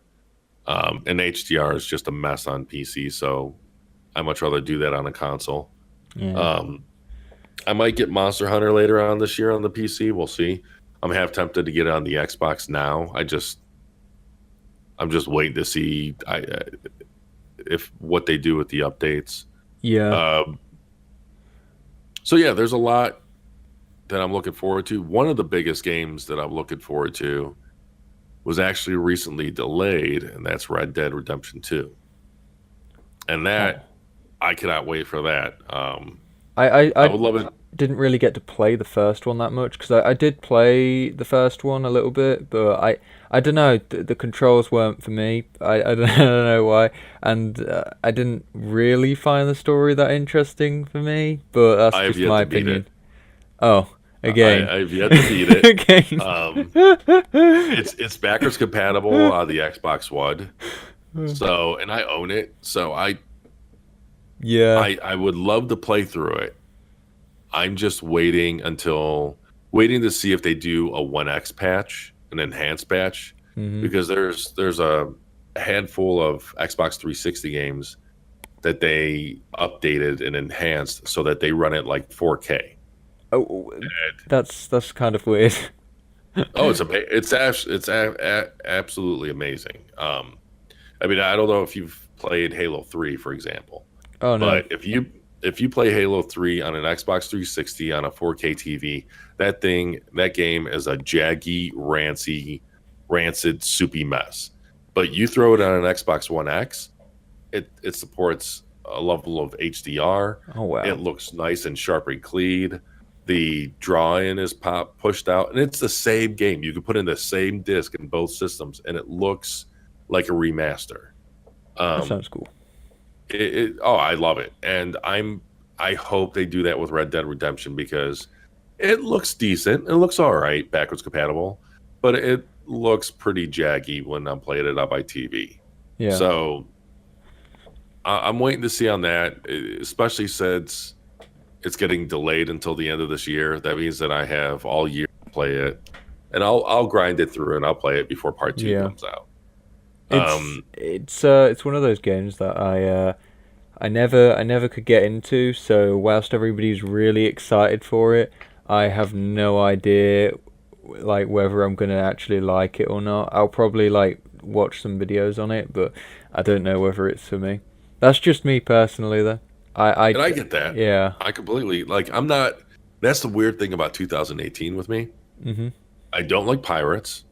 Or I'm not. I don't want to say I don't like pirates, but I'm not into pirate, and I'm not into westerns. Okay. Yeah. But 2 games I'm looking forward to this year is Sea of Thieves and Red Dead Redemption. So it's kind of weird like that. But yeah, there was another game that was delayed as well. Yeah. This was originally rumored to be delayed, and then it was officially revealed to be delayed until early next year in EA's conference call for their investors conference call. I think it's Anthem was delayed until early next year. Yeah.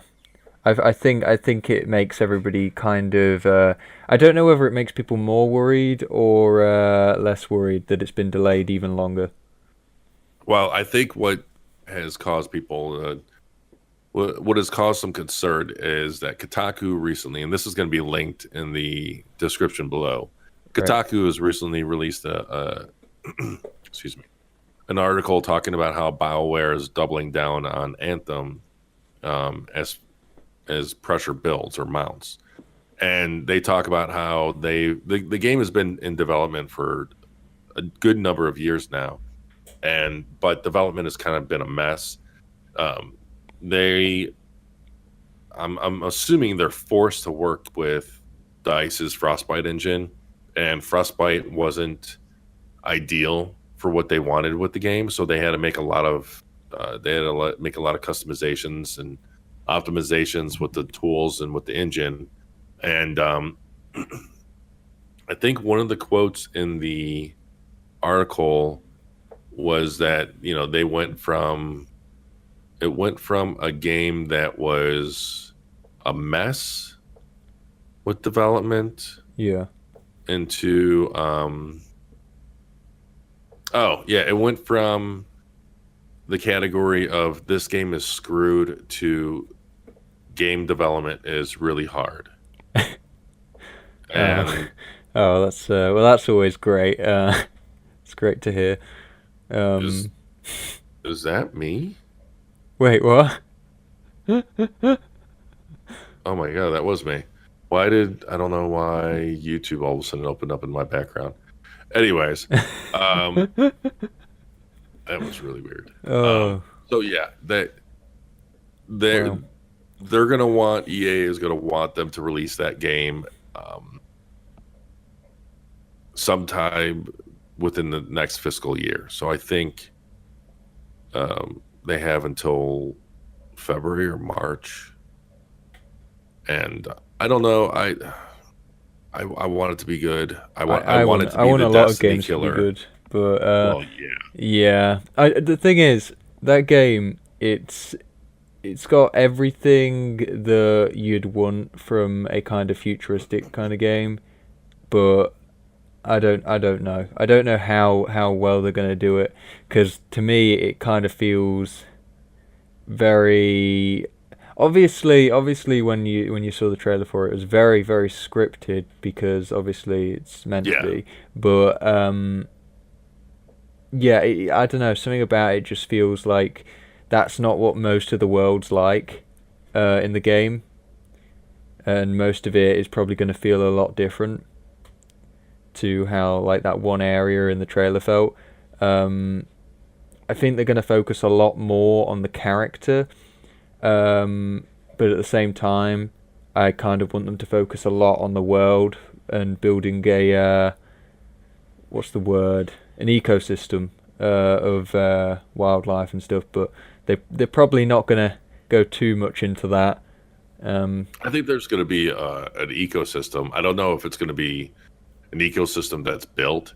And like you said, a lot of this stuff was scripted. You know, like Yeah, you flew over stampeding animals, yeah, and you landed near some kind of giant lizard gorilla thing, tearing up these weird alien dogs or some. You know it, and and then you flew away from that. And I'm sure, or I would at least hope that all of that is in the game, hmm, but you're just not likely to run into it into the at the rate that we did in that short little demo. yeah.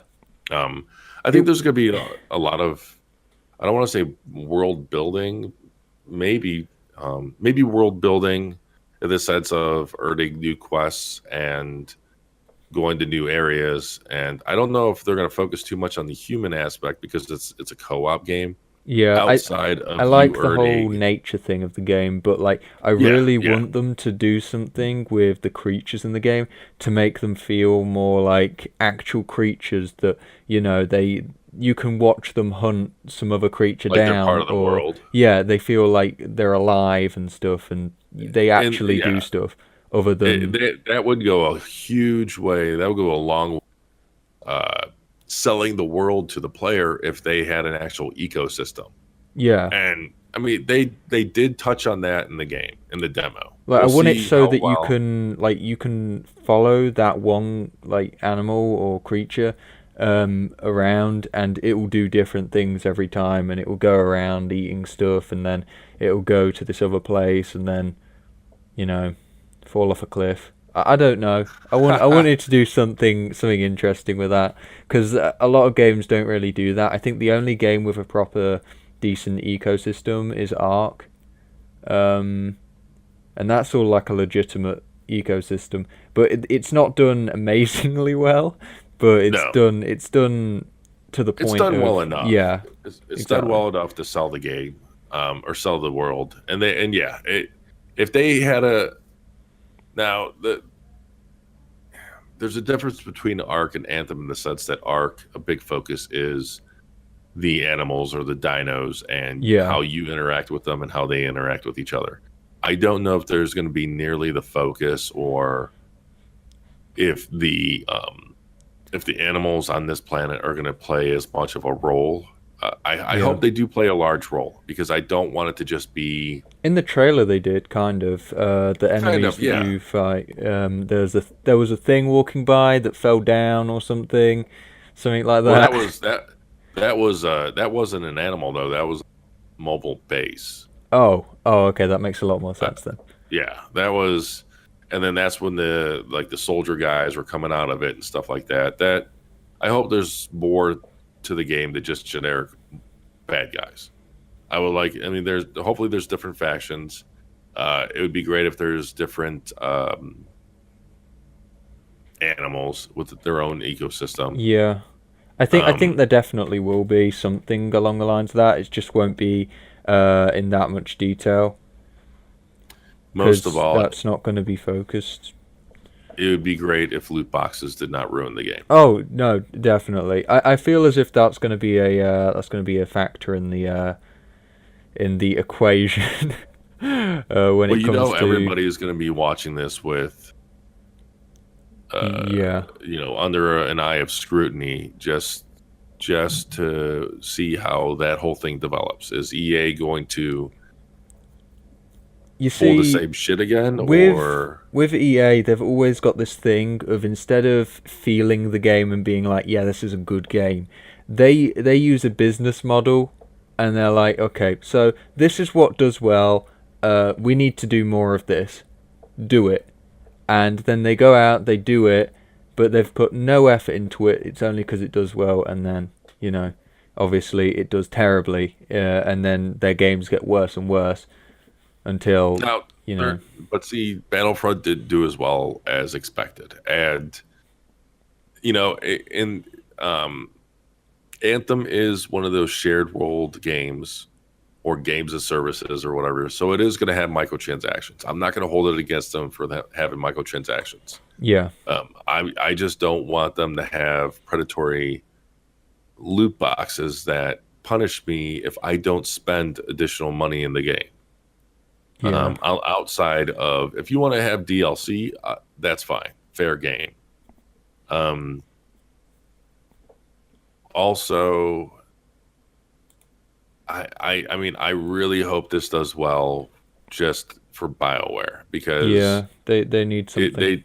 they touch on it in the Kotaku article I mentioned before, where after how Andromeda, and this is not the same team that worked on Andromeda.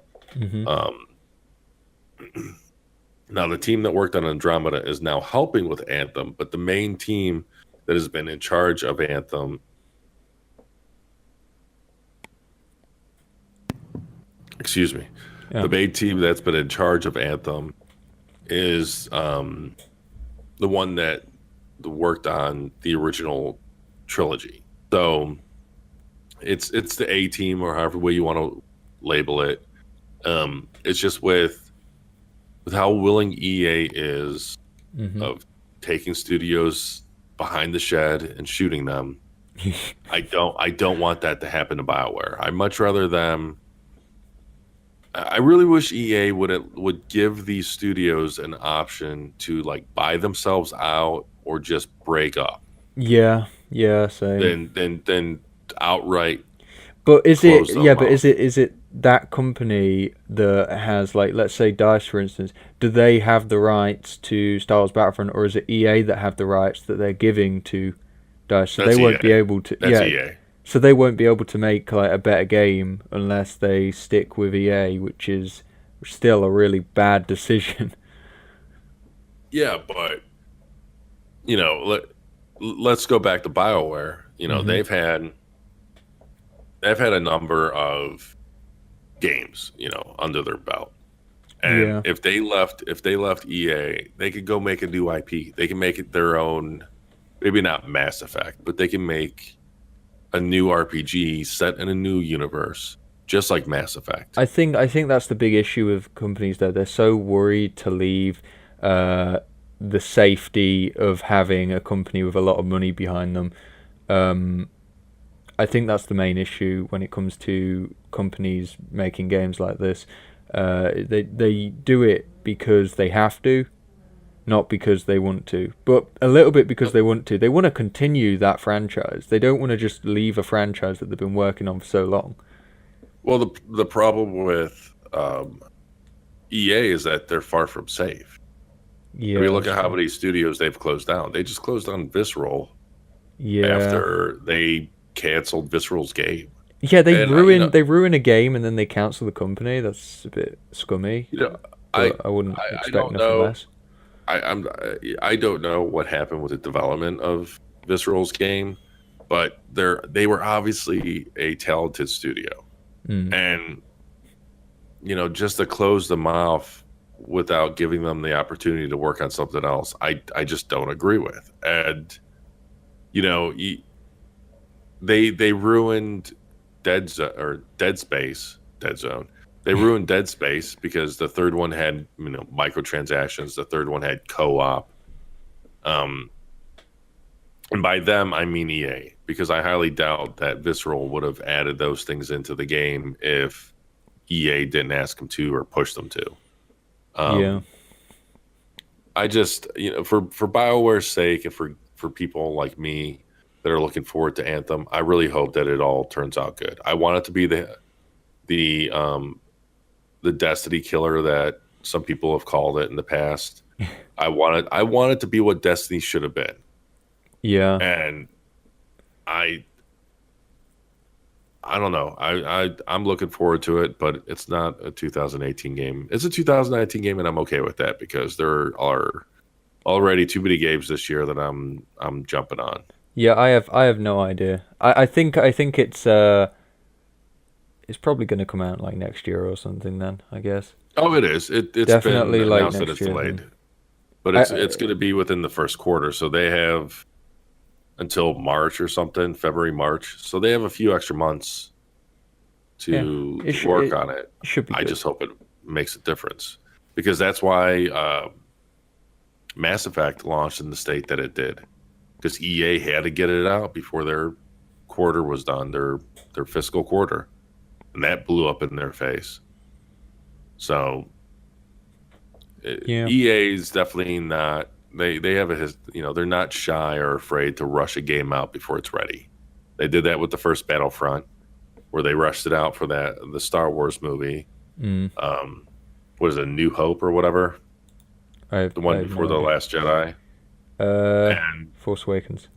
Force Awakens. Yeah, they rushed it out for that movie, and it lacked content. And then they rush out Mass Effect Andromeda so they can make it within their fiscal year. Yeah, And I really hope that if Anthem needs more time, they don't rush it out in the yeah. first quarter of next year. They They give it more could time. ruin it, but I'm hoping that they don't. But yeah, we're coming up on 2 hours now, by the way. I know, I know. I'm Okay. watching the clock. I'm watching Okay. it. Okay. Good. Um, One last thing that I'll say about Anthem and EA pushing it out before it's done. I think it was Miyamoto that said that if you rush out a game and it's bad, you only have that one chance. Yeah. That when you rush out a game, it's always going to be bad at launch. The thing is, they But you, work so long on these games, like 3 years for most games. That's an average game takes 3 years to make. And when there's that last little bit where you're just rushing that part, the most crucial part of the actual making game experience or whatever, like, if you rush that part, that's the core part that can affect the game tremendously, because they've been spending 3 years on something, and just for you to rush it out because you've got an agenda, it kind of ruins what the company's done, because the company could have worked really hard on something, but then the stupid people release it at the wrong time, or because it's rushed, it's ruined, or there's something wrong. Like I know with Battleborn or like games like that, there were competitors like Overwatch, and it was released at the exact same time, which kind of ruined that as well.